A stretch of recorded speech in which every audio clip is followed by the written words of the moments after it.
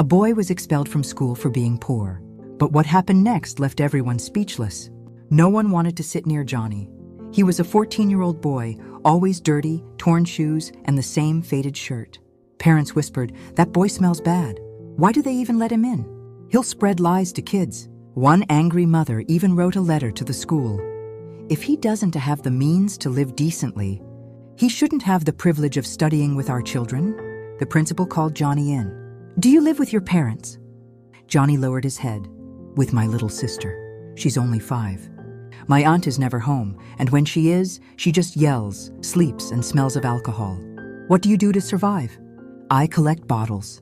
I use the money to buy bread for my sister, and I pray that she won't have to live the way I did."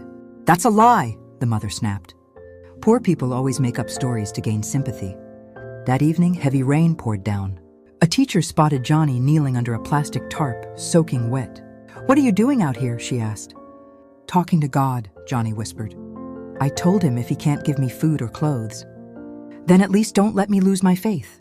The next morning, Johnny arrived at school, shirt drenched, notebooks wrapped in cardboard. At the end of the day, he was called to the office. They handed him a letter, his expulsion notice. He didn't cry. He just looked up at the sky and prayed, "God, please don't let me lose my faith. You know I've never asked anyone for anything." One teacher broke down in tears. She called a journalist friend. The story went public, viral. Across social media, people were outraged. "That boy has more strength than most grown men. How could they throw him out?" And then something no one expected happened. The next day, an older woman walked into the school, a philanthropist. She had lost her only son years ago. After watching Johnny's story, she told the principal something unbelievable. "I want to pay for his education until he graduates, and I want him and his little sister to come live with me." Months later, she adopted them both.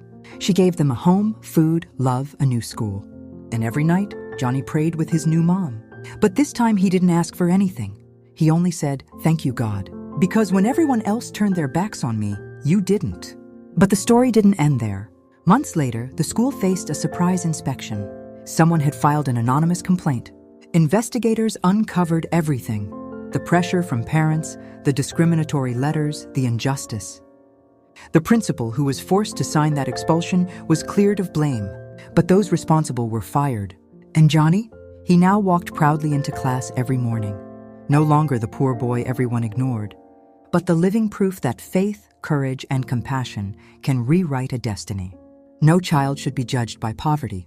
Faith, kindness, and compassion can turn pain into a miracle. When the world turns its back, God never does.